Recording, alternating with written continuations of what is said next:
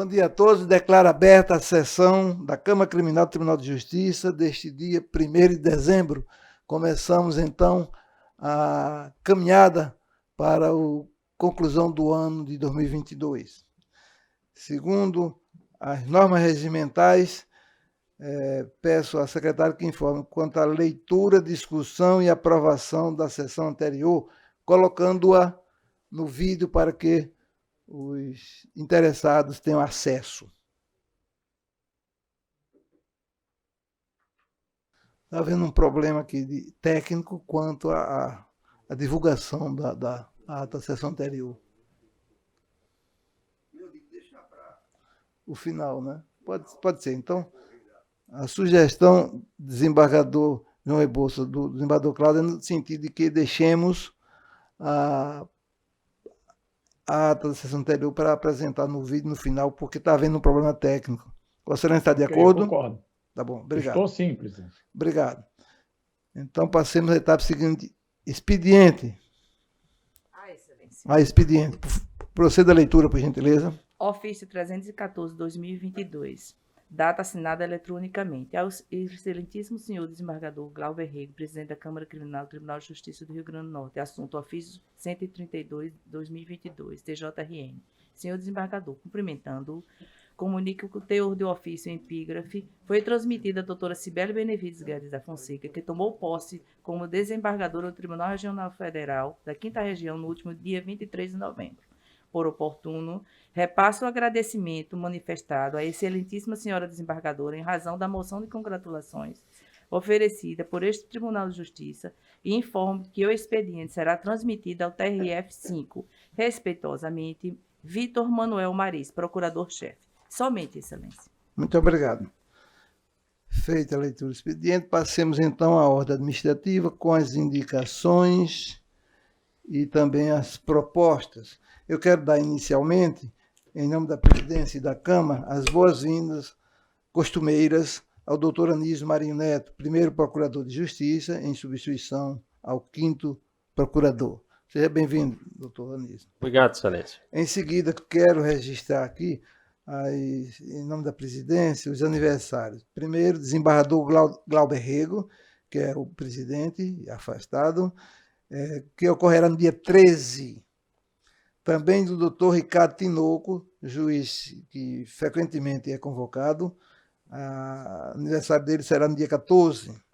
Da senhora Ana Célia Fagundes de Souza Pinheiro, a esposa do desembargador presidente, desembargador Vivaldo, será no dia 17. Da senhora Laura Holanda Maia, esposa do desembargador Deusdete, que ocorrerá no dia 26. Da senhora Ana Fabíola Torquato Nunes, esposa do desembargador Glauber, que será no dia 27. Também o desembargador aposentado Caio Alencar, que será no dia 28. E do desembargador Ibanez Monteiro, no dia 30. O desembargador Ibanez, de quando em vez, comparece aqui. E da nossa saudosa e querida colega, desembargadora Judite Miranda, que será no dia 31. Essas são as sugestões de propostas que submeto à apreciação. Desembargador Cláudio Santos. Desembargador João Rebouças. É o próximo. Aprovado pela ordem, gostaria de pela ordem do Ministério Público, quer associar-se. Feitas as anotações. Passemos agora. Conferência e assinatura de acordo. Tem? Presidente, na ordem administrativa. Sim. Eu tenho uma proposição. Pois não pode fazê-la. Peço desculpas se não. Nada.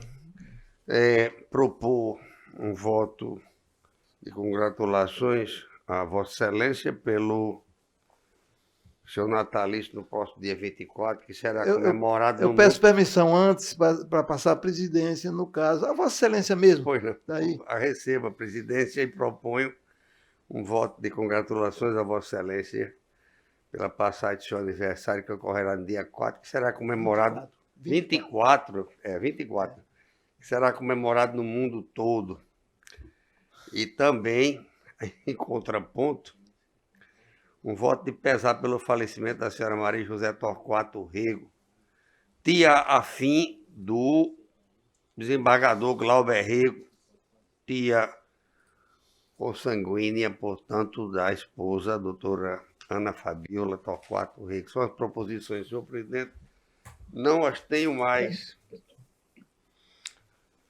Apenas essa em votação. Todos de acordo, desembargador João Rebouças, o Ministério Público se manifesta. Aprova aí a advocacia se manifesta também. Gostaria de me associar, Excelência. Foi não. Com a manifestação do Ministério Público da Advocacia. Registradas as manifestações, devolvo a presidência a Vossa Excelência. Receba a presidência e externo o meu agradecimento tanto a Vossa Excelência quanto ao desembargador João Rebouças, ao doutor Anísio e ao ilustre representante da OAB pela maneira generosa com que me trataram. Eu tenho o privilégio, desembargador Cláudio, de ter nascido na mesma data do meu criador, judeu renitente, mas o homem mais destacado no mundo. Nem os muçulmanos, com a força do petróleo, conseguiram superar a figura do nosso querido Jesus Nazarenos, rei dos judeus. Muito obrigado, portanto. Passemos então adiante. Pergunto à secretária se a parte técnica, quanto à exposição da ata da sessão anterior, há condição de fazê-lo agora? Ainda não, Excelência, mas eles estão cuidando. Então vamos dar seguimento, no final me lembre para fazer isso. Passamos então. O desembargador João Rebouças tem algo a manifestar-se? Não, senhor presidente, só para aderir às propostas feitas pelo desembargador Cláudio Santos e, com muito gosto, aprovar a menção do aniversário de Vossa Excelência. Sou grato também a Vossa Excelência, doutor João, e é desejo meu e tenho certeza que também desembargador Cláudio, do representante da OAB, do Ministério Público, para que Vossa Excelência fique logo bom o mais possível que for e venha para as lutas aqui do Judiciário. Deus o abençoe. Obrigado, presidente. Obrigado, amém, a nós todos. Todos nós. Passemos então ao julgamento. Na pauta, tem a prioridade aqui alguma?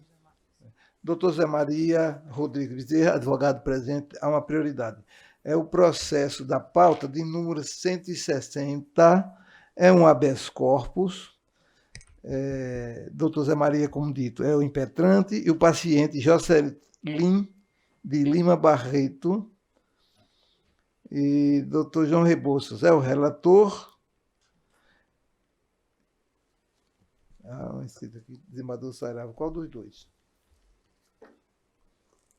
Foi colocado aqui na lista.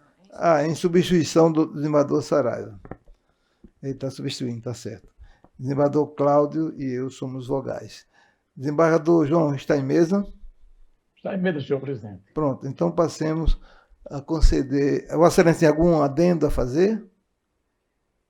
Não, pode conceder a palavra ao ilustre advogado. Então, conceda a palavra ao senhor advogado e pelo prazo de 10 minutos, e tem a palavra. Excelentíssimo senhor desembargador Gilson Barbosa, presidente da Câmara Criminal. Excelentíssimo senhor desembargador João Rebouças, desembargador Cláudio Santos, representante do Ministério Público na Procuradoria Anísio Marinho Neto. O que nos traz aqui nesta assentada é que está à mesa um habeas corpus patrocinado por mim em favor de Jocelyn de Lima Bezerra. Ele foi preso em flagrante delito por crimes alegadamente praticados contra sua mãe. Quais sejam, aqui de cabeça, maus cuidados com a mesma, uso de sua aposentadoria, o cárcere privado, né? E são delitos, apesar, tem uma gravidade, tem um componente ético aí, que é a gravidade, e aí eu vou logo adiantando. Embora o Código de Processo Penal diga que o advogado ele não pode ser censurado pela causa que abraça, mas eu tive muito cuidado, desembargadores, em impetrar esse habeas corpus, porque eu tenho toda uma história com direitos humanos no Estado. Então, eu não posso deixar de ver a dignidade humana de Dona Darcy, que é a mãe do impetrante, e nem o direito de liberdade que eu entendo que pode ser concedido de forma contida com o concurso, não com a revogação da preventiva, mas com a substituição da custódia cautelar pelo concurso das medidas cautelares diversas do encarceramento cautelar. Do ponto de vista ético, embora ele não tenha sido julgado no juízo de plano, porque a ação penal ainda vai iniciar, porque não houve nem resposta à acusação, você tem esse componente ético inafastável de que os crimes alegadamente são praticados contra a mãe. E eu tenho muito cuidado quando abraço minhas causas. Mas do ponto de vista da norma penal objetiva, são por tecnia ou a tecnia do legislador, são delitos de médio potencial ofensivo, que ao final, na formação de um juízo de culpa, se houver sentença condenatória, ele, com certeza, deverá ser beneficiado com regime semiaberto. Então, por que encarcerar por encarcerar o paciente, servidor público, que não tem uma vida pregressa e imaculada, e com todas as vênias ao juiz de piso, antecipando culpa contra o paciente? Foi aportado aí todo um cabedal, ele é servidor público tanto do município de Macaíba, quanto de Parnamirim. De Macaíba ou São Gonçalo, os documentos estão aportados aos autos. Então, o que eu peço nesta assentada é que se estabeleça um talveg, uma linha média. De um lado, preserve a dignidade de Dona Daci, mãe de Jocelyn de Lima Bezerra, e do outro lado, lhe dê uma oportunidade de voltar ao convívio social com o concurso de medidas cautelares diversas da custódia cautelar.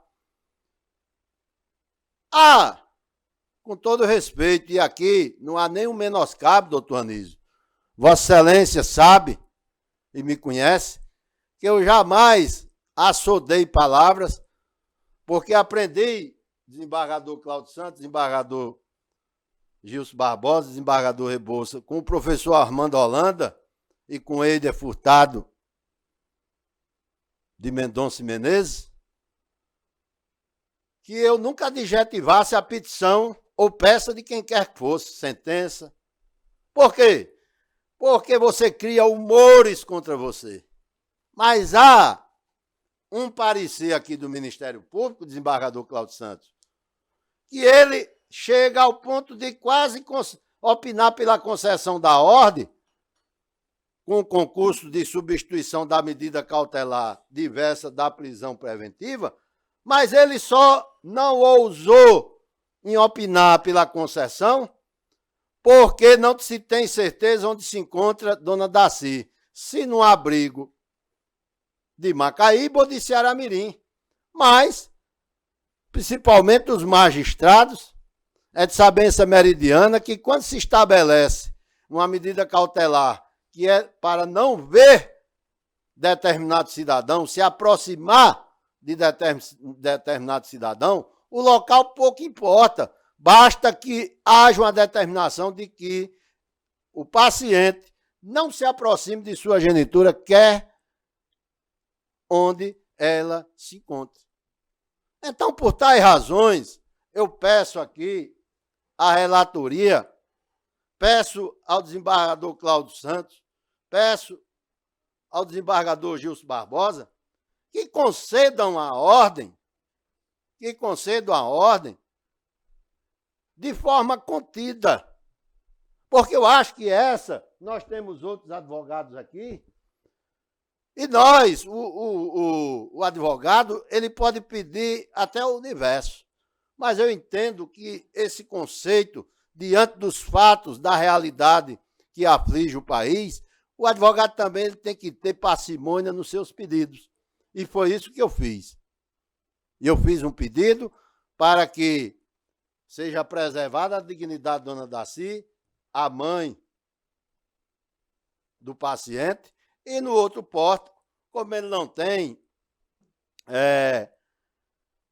antecedentes maculáveis, que lhe seja concedida a ordem de forma contida, com um concurso de medidas protetivas e substitutivas do encarceramento cautelar, e dentre um deles, de não se aproximar da mãe, até o trânsito em julgado do processo, até que seja formado um juízo de culpa ou de absolvição em seu favor.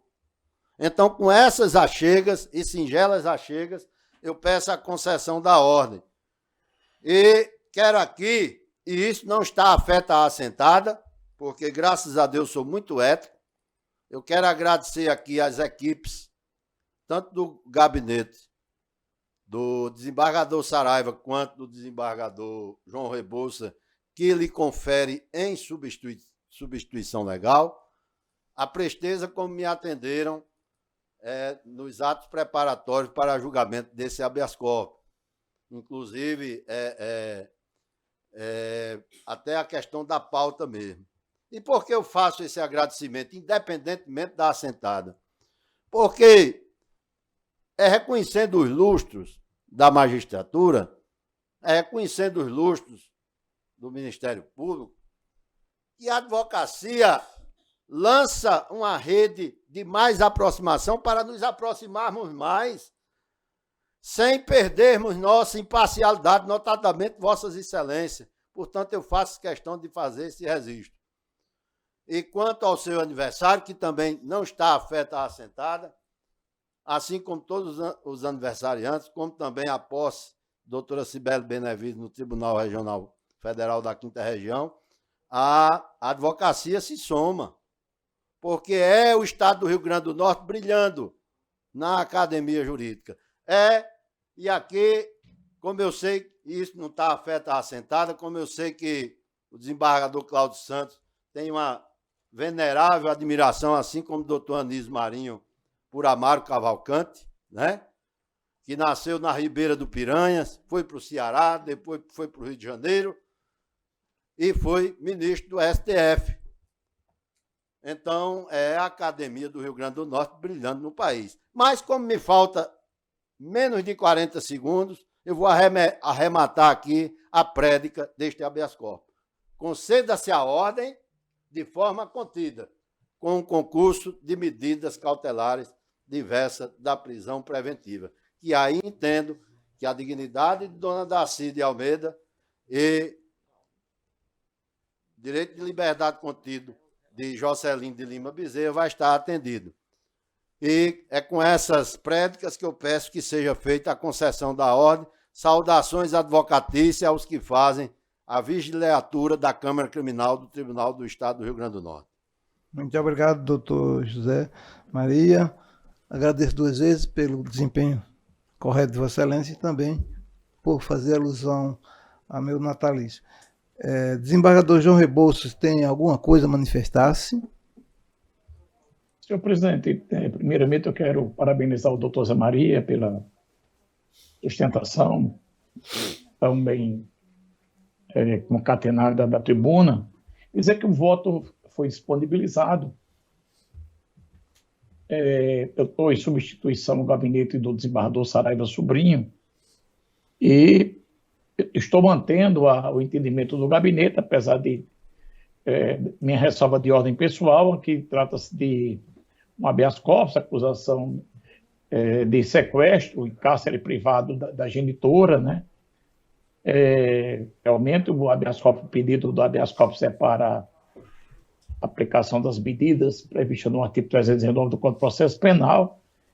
No entanto, eu estou encaminhando o voto, e o voto está disponibilizado pela denegação da ordem em virtude de indícios de habitualidade em crime de violência doméstica. E, face disso, eu estou fazendo a ressalva de ordem pessoal, mas estou mantendo o entendimento do gabinete do desembargador Saraiva. Como eu estou votando, senhor presidente? Obrigado, desembargador.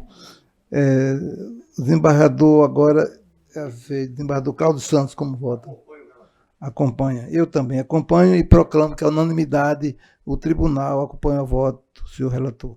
O processo seguinte, doutor Zé Maria, tem uma preferência, porque Vossa Excelência está presente aqui.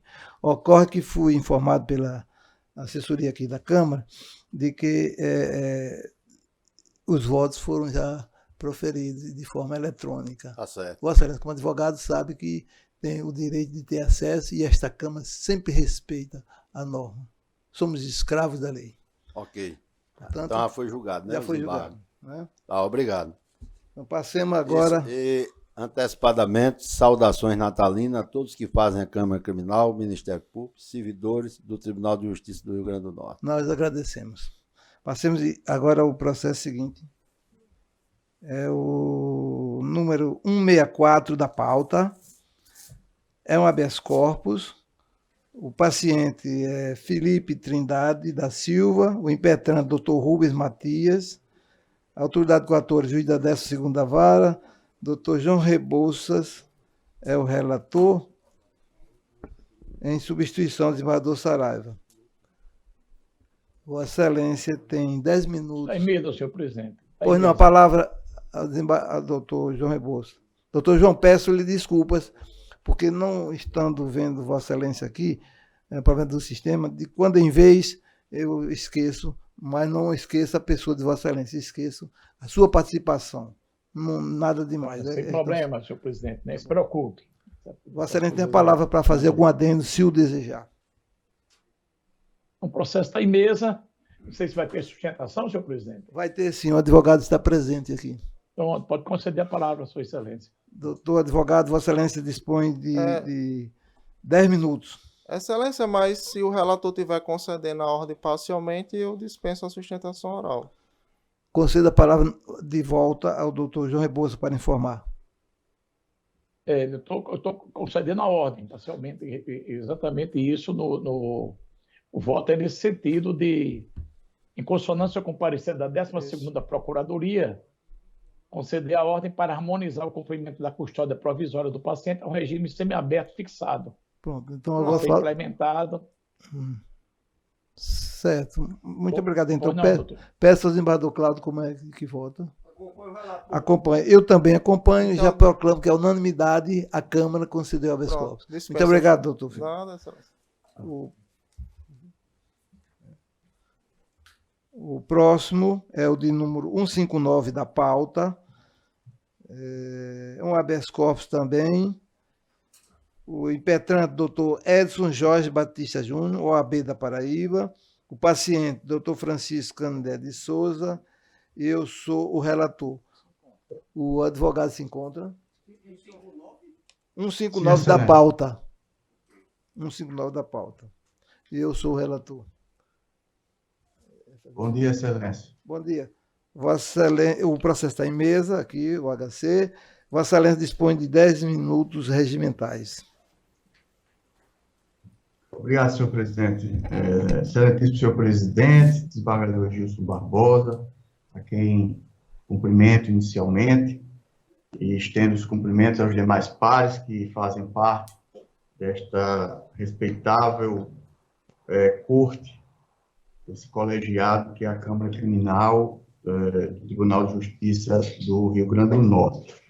Esse habeas corpus foi impetrado em face de decisão imposta pelo juízo da primeira vara criminal da comarca de Parnamirim, que, para entendermos as razões que são elencadas neste presente habeas corpus, é preciso fazer, ainda que de forma bem sucinta, algumas considerações. O fato é um fato que ocorreu em novembro de 2010. Houve a instauração de um inquérito policial, não houve prisão em flagrante, houve investigação em relação à suposta prática do crime de tráfico e uma denúncia que foi oferecida em 2012. Ocorreu uma citação em 2015, uma citação por edital, cuja citação se deu por não ter sido localizado o acusado para ser citado pessoalmente. E, na ocasião, por ocasião da citação, a magistrada, à época, determinou também a antecipação de provas neste processo. Só então, após a regular antecipação das provas, houve, no ano de 2016, a decretação da prisão preventiva por requerimento do Ministério Público, por entender o juízo, à época, que o réu estava em local incerto e não sabido, e por isso haveria necessidade da imposição dessa medida extrema. Em 2022, houve um requerimento por parte da defesa, após a prisão do acusado, em que a defesa sustentou a nulidade da citação por edital, por entender que, à época em que ocorreu a determinação da citação, o réu se encontrava preso, e preso na unidade da Federação, na unidade do Estado, em uma das unidades do Estado do Rio Grande do Norte. Então, com base numa súmula do STJ, haveria de reconhecer, do STF, perdão, a súmula 351, haveria de reconhecer a nulidade da citação por edital quando o preso está na mesma unidade da federação. O juízo da primeira vara de Parnamirim reconheceu que haveria realmente essa nulidade e anulou os atos processuais a partir da citação, a partir do ato, né, que foi o ato da citação por edital, tendo, por via de consequência, a necessidade de se produzir, de iniciar o processo que se inicia pela citação, como todos nós temos conhecimento, e não acolheu o pedido da defesa, que seria o pedido para relaxar a prisão. Por quê? Porque se a prisão preventiva foi decretada à época, em 2016, após o ato que foi considerado nulo, então todos os atos, incluindo a prisão, estaria anulada. Porque os atos, nesse caso específico, não eram passíveis de serem convalidados. Eles eram realmente nulos, devem, né, ser reproduzidos. Tanto que a instrução iniciou-se, porém ainda não findou. Iniciou-se novamente. Então, as razões desse habeas corpus é justamente contra a decisão do juiz que negou o reconhecimento do pedido para relaxar a prisão diante da própria anulação dos atos processuais, o que incluía a prisão preventiva decretada após o ato considerado nulo, e manteve a prisão com base nos mesmos fundamentos expostos na decisão anterior. O que máxima permissa venha, eu entendo que há um equívoco, até porque esta decisão anterior ela foi anulada. Ela não existe mais no mundo jurídico, né? E na própria decisão do juiz, que é datada de 19 de agosto de 2022, ele expõe que a medida, há necessidade, a demonstração da necessidade da medida, diante dos fundamentos já mencionados em decisão pretérita. Ora, se o juízo, havendo a necessidade de imposição de medida de prisão preventiva, deveria decretar a prisão, o que poderia fazer até de ofício, pois os autos, o processo estava no curso da ação penal, poderia de ofício decretar a prisão ou a requerimento do próprio Ministério Público, mas não manter o réu preso sob os fundamentos, né, mencionados em decisão pretérita.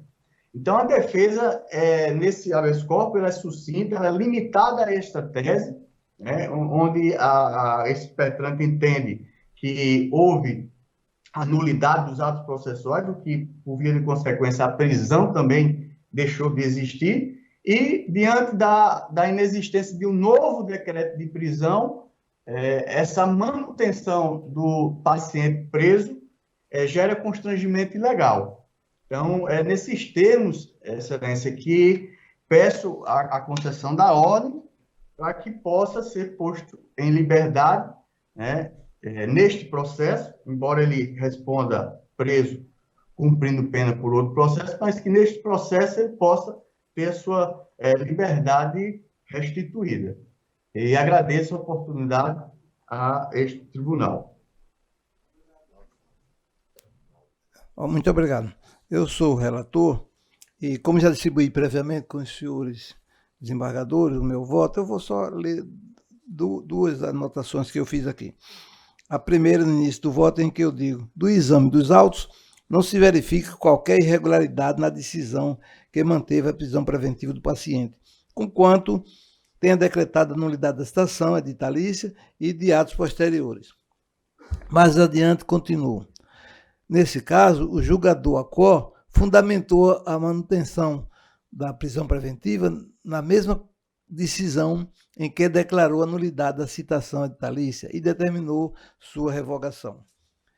E digo ainda, vê-se então que estão presentes a materialidade e os indícios da autoria e que ficou demonstrada a necessidade de garantir a ordem pública e a aplicação da lei penal, frisando na oportunidade que a prisão preventiva decretada em 31 de março de 2016 somente foi cumprida em 13 de abril de 2022, porque o paciente encontrava-se foragido. No final, digo, também não se depreende a possibilidade de imposição de medidas cautelares diversas da prisão, considerando-se a presença dos requisitos da custódia preventiva, principalmente em razão da demonstrada intenção do paciente de se furtar ao cumprimento da lei penal, prejudicando a instrução processual com a sua evasão.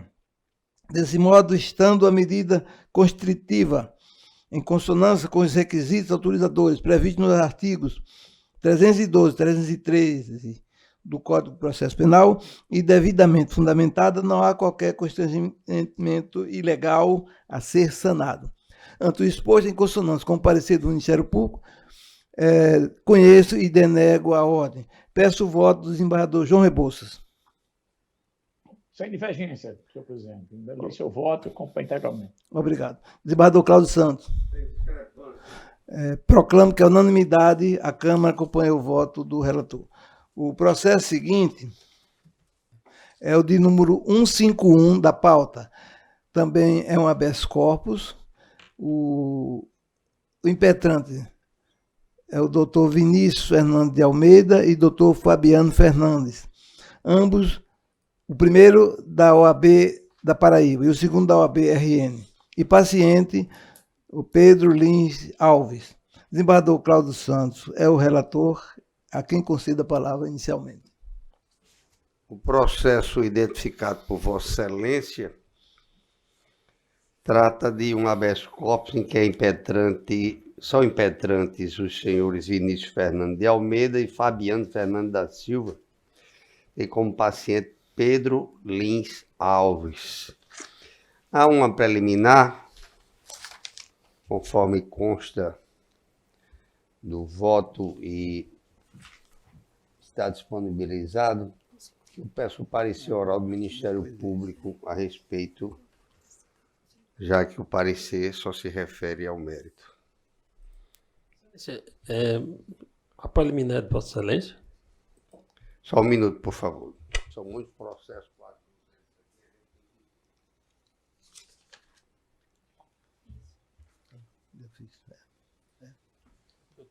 Suscitado de ofício, consta. Ok, Excelência, eu opino pelo acolhimento, tendo em vista que essa via é inadequada para tratar de autoria e materialidade. Aqui o meu está tendo acesso. Pedido de sustentação oral. Ah, sim. O advogado está presente à sala. Presente, sim. Com a palavra, o advogado vai fazer a defesa oral por até 10 minutos. Obrigado, Excelência. Pode se identificar, doutor, por favor. O doutor Fabiano Fernandes. Pois não, doutor Fabiano. Prazer. Prazer é todo meu, Excelência. Os doutores me ouvem bem? Estamos ouvindo bem. Eu também, ouço bem. Então, eminentes desembargadores, eu inicio cumprimentando o desembargador Cláudio Santos que funciona como relator do presente remédio heróico. De igual forma, faço relação ao eminente desembargador Gilson Barbosa, Obrigado.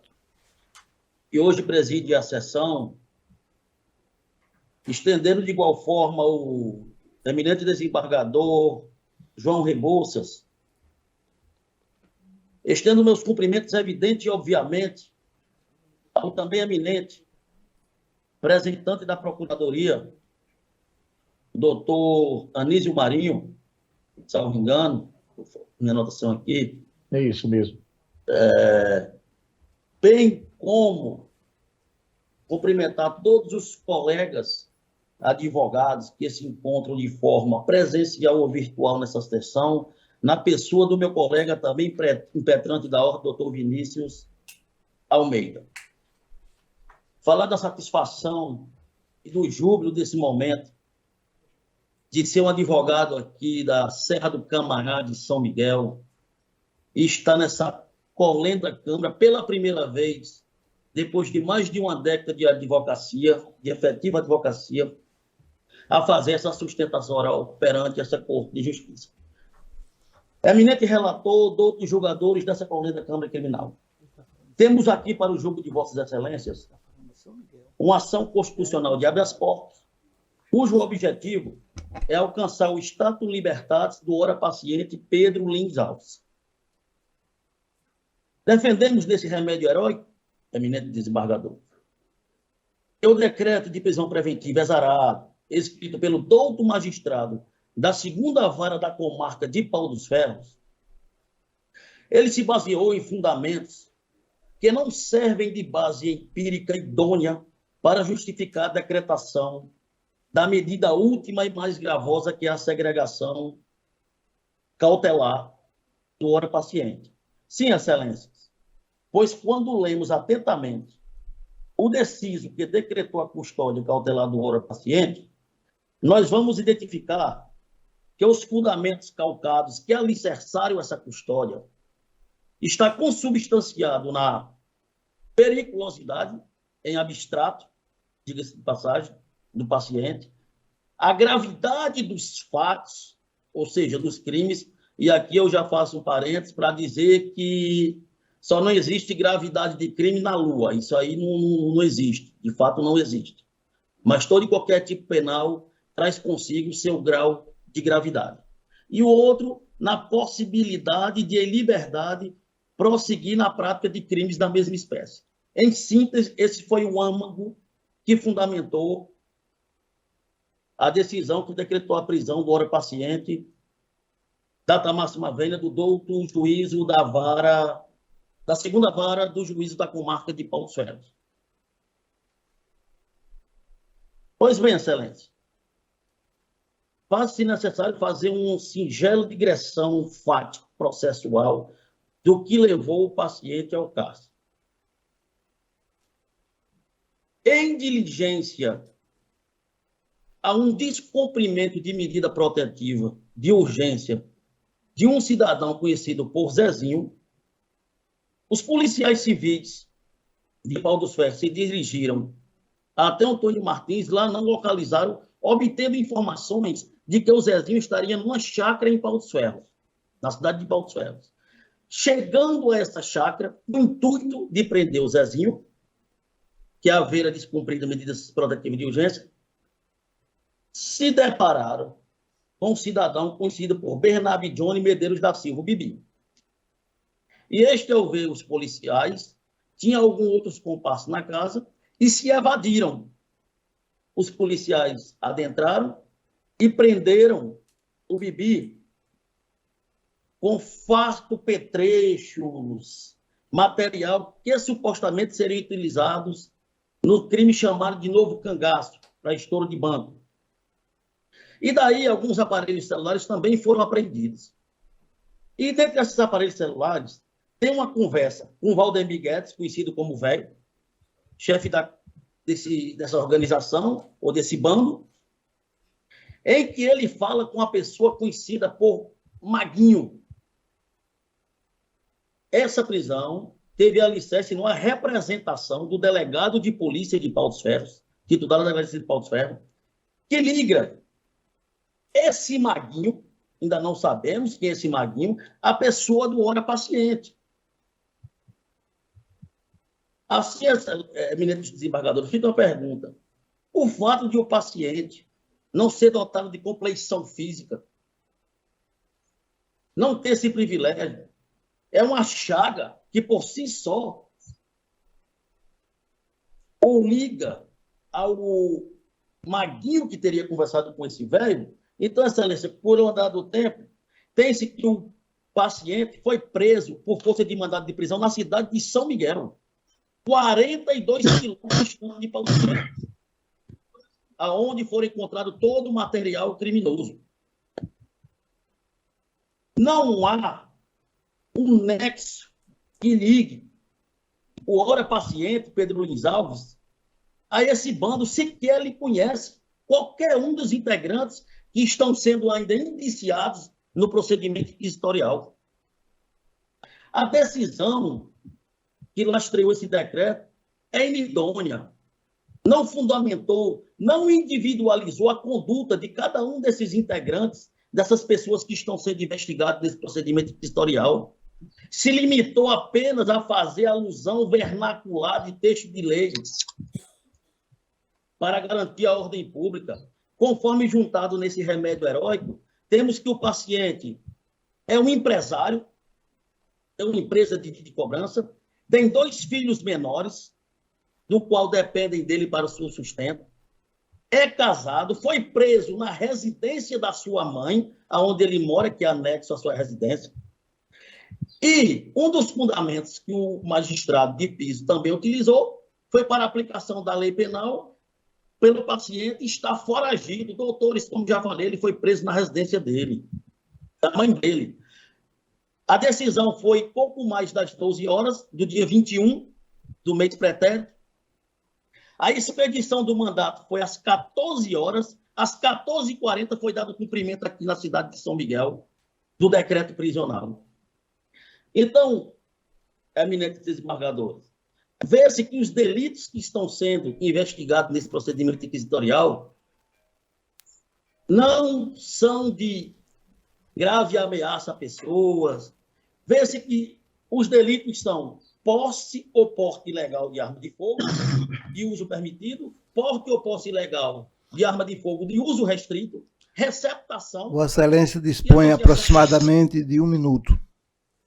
Dentro dessa dúplice diretriz da custódia cautelar, Excelência, vemos que a única hipótese que poderia decretar uma custódia cautelar do Hora Paciente seria o do artigo 16, que seria o encontro dessa arma de uso restrito nessa chácara de Pau dos Ferros, que sequer o paciente se encontrava nessa residência. Como diz, ele nem sabe onde é essa residência, essa chácara de Pau dos Ferros. Ele mora em São Miguel. Então, Excelência, o pleito é pela concessão da ordem para restabelecer o status de libertatis do Hora Paciente, cumulado com outras medidas cautelares que Vossas Excelências julguem necessário para sufragar e acautelar o procedimento presente.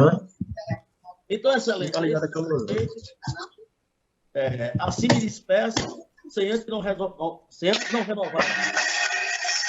voto de estima e elevada consideração dos outros magistrados. Espero sustentar mais uma vez perante essa Câmara Criminal, mas não de forma virtual, e sim de forma presencial. Então, esse é o pleito da defesa. Seja concedida a ordem para revogar a prisão do Hora Paciente, cumulada com medidas cautelares outras, diversas da prisão cautelar, porque a vida anteacta do paciente diz que ele não é afeito à prática criminosa. Encerrado. Concedo a palavra ao senhor relator, desembargador Cláudio Santos. Doutor Fabiano Fernandes, sua presença aqui será muito bem-vinda em outras oportunidades. No presente caso,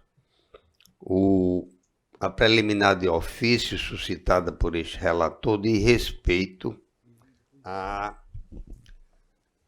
arguição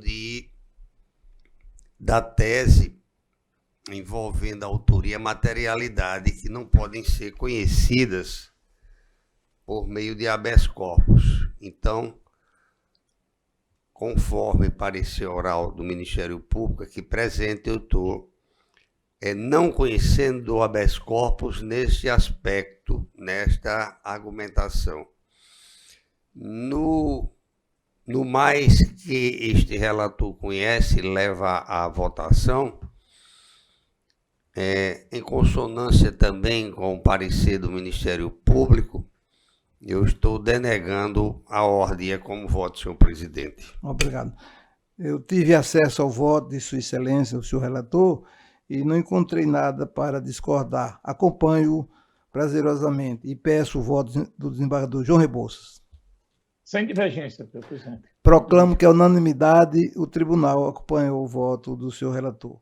Passemos, então, ao processo seguinte. Pois não. Feliz Natal para Vossa Excelência também. Muito obrigado, doutor. O próximo é o processo 166 da pauta, é um habeas corpus, em que o impetrante é a Defensoria Pública e paciente Alex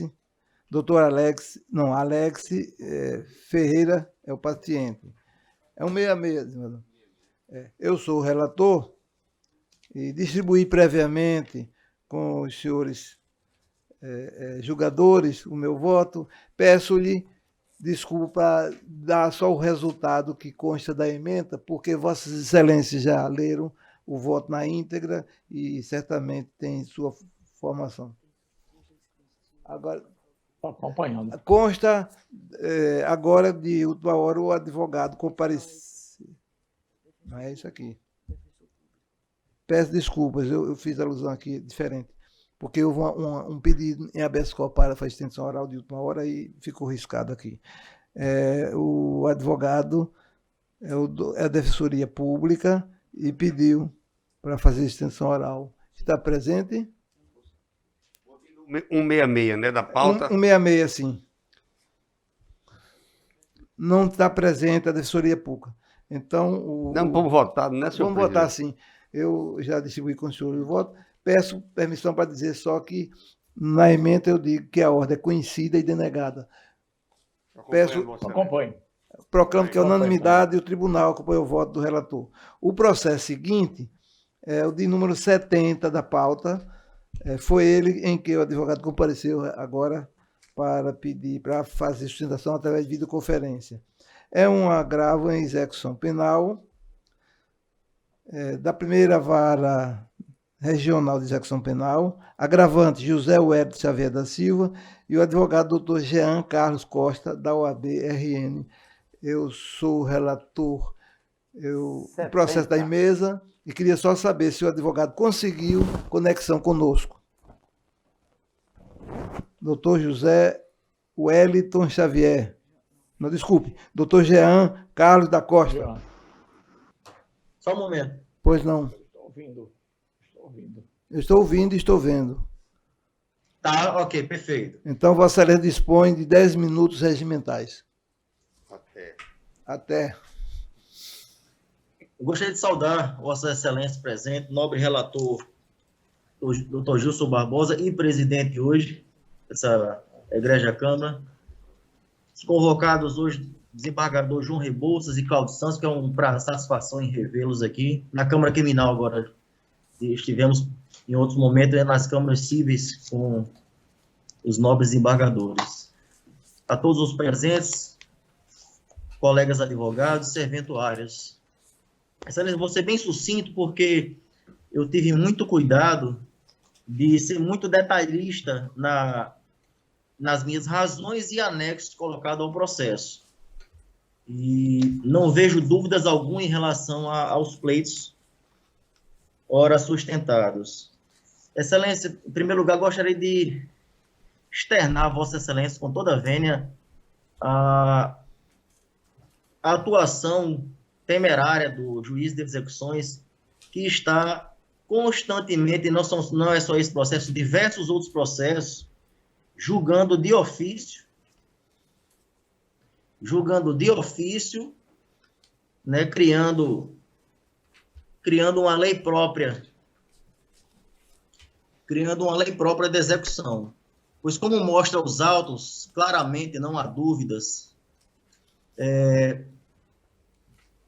a pena do Sr. José Wellington já tinha sido unificada, com parecer ministerial, né, estava tudo, vamos dizer, caminhando com a progressão para agora, maio de 2023.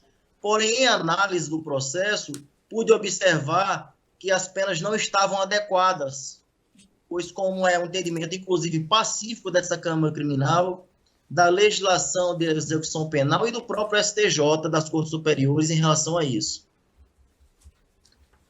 Os crimes, levando em consideração o princípio da individualização das penas, o qual não foi observado pelo magistrado de execução.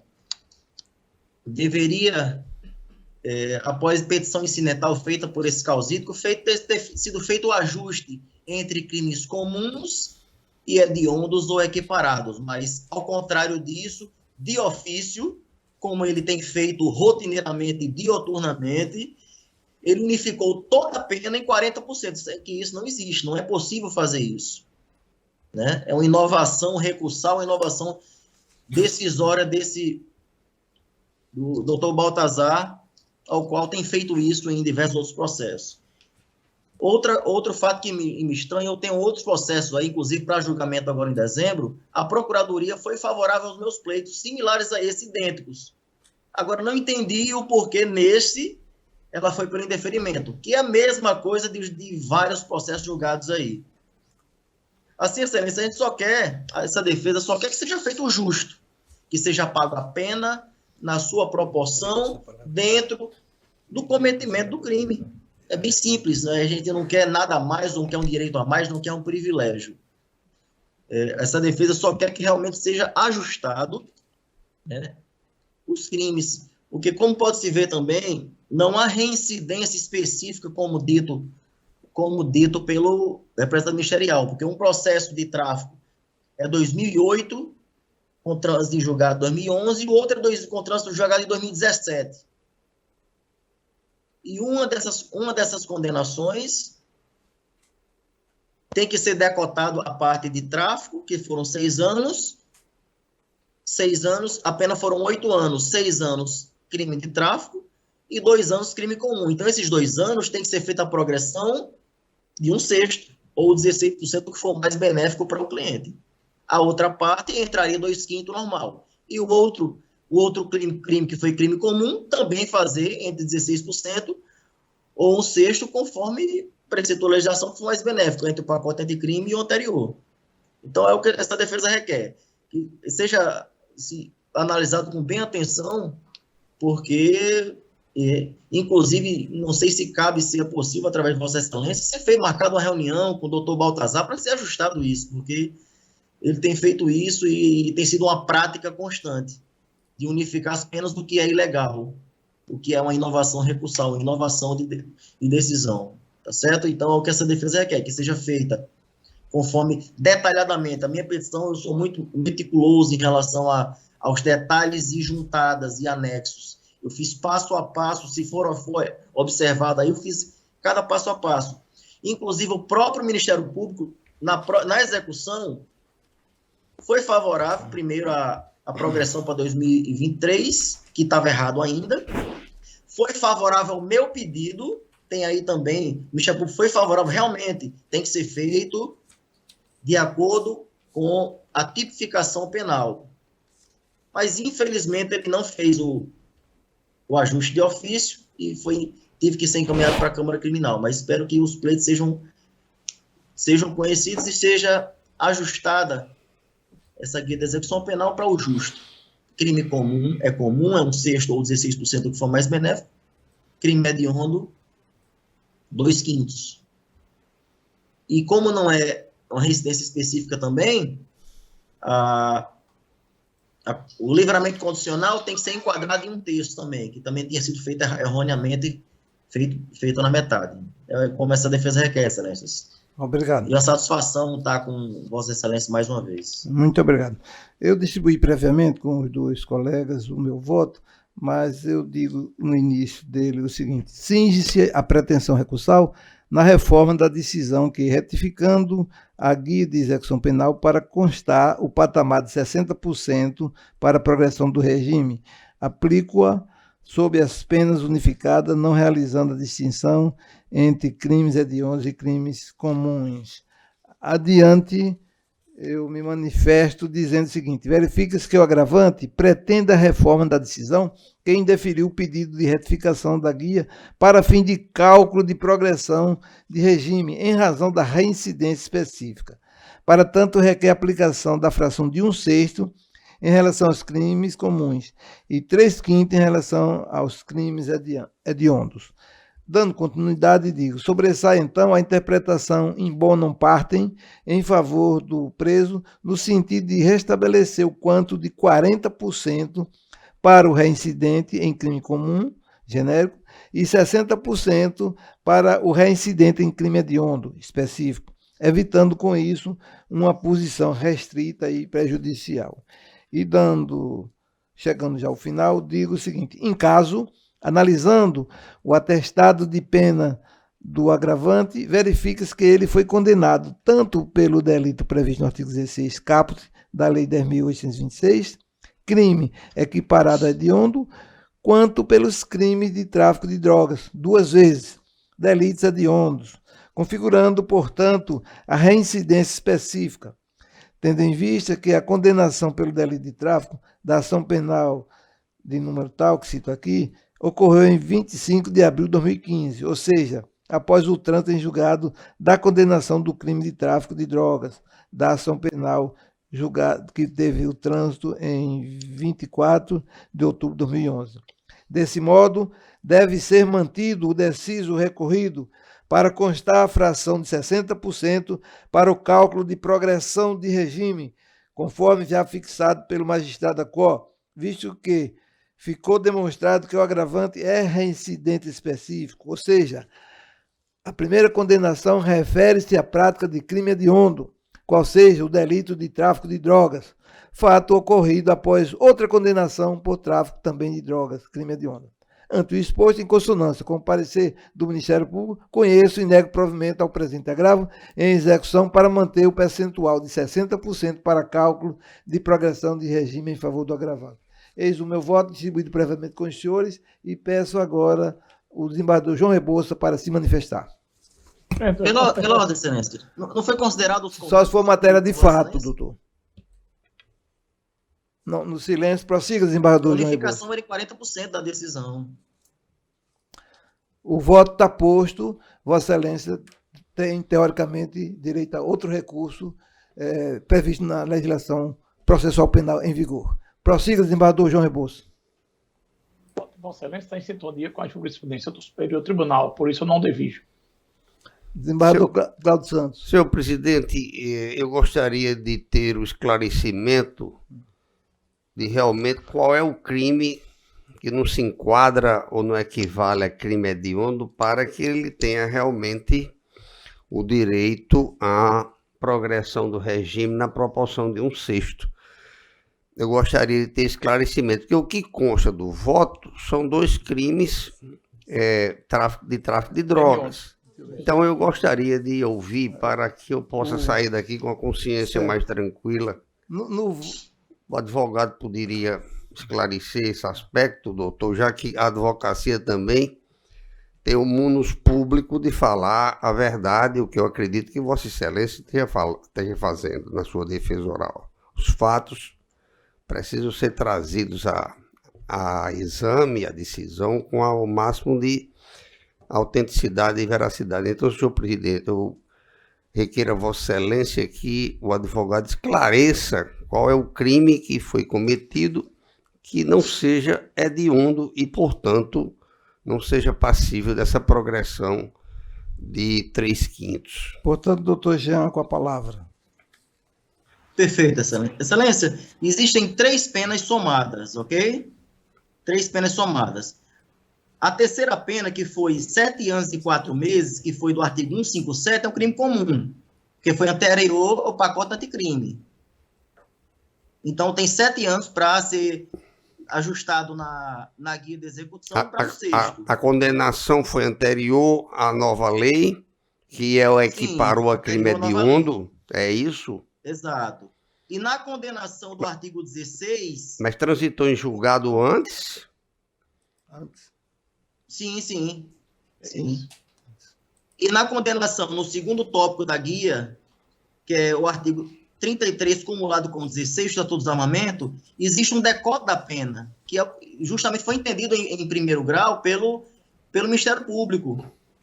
São 8 anos de condenação, sendo 6 por tráfico e 2 pelo armamento. Então, é 6 anos hediondo, que seja reincidente, para mim é indiferente. Vamos lá, reincidente. 6 hediondo e 2 comum. Então, esses 2 têm que entrar na proporção de 16% também. Bom, então o meu voto...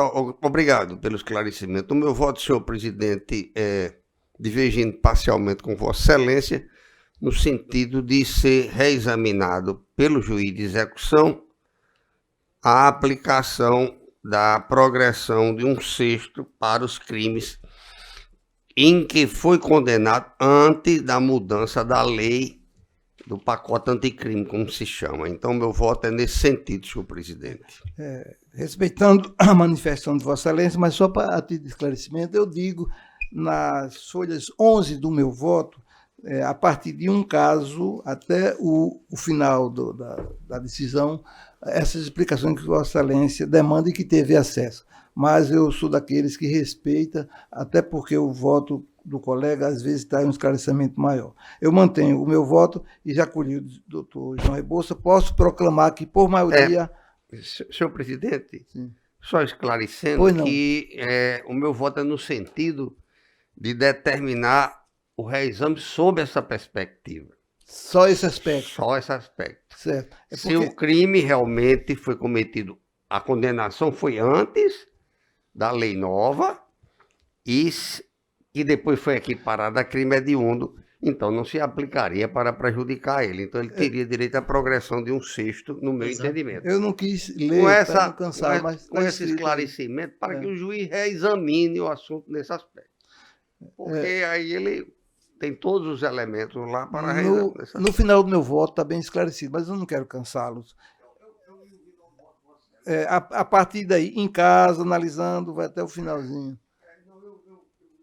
O voto de Vossa Excelência está muito bem colocado, como sempre, mas eu estou ousando divergir nesse aspecto, certo.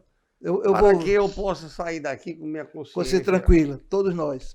Pois bem, doutor João Rebouças, tem alguma coisa a acrescentar sobre esse impasse que o desembargador Cláudio trouxe? Eu acompanho o voto de Vossa Excelência. Pronto, então...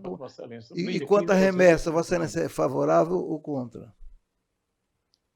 Não, a remessa eu acho razoável a proposta do desembargador Cláudio Santos. Então eu acompanho também e proclamo que houve, por maioria, a Câmara acompanhou o relator, atendendo, por outro lado, a sugestão feita pelo desembargador Cláudio para submeter ao juiz Acor reapreciação desse aspecto tão somente.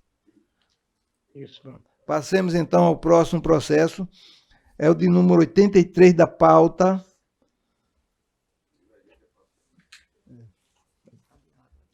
O 83 e o número 8 foram adiados para o dia 15. Também adiado para depois o número 100 e o número 19, certo? Não há mais sustentação oral, então passemos então à pauta anterior. Alguma divergência, alguma manifestação? Da minha parte, não. Então, pronto. Desembargador Cláudio.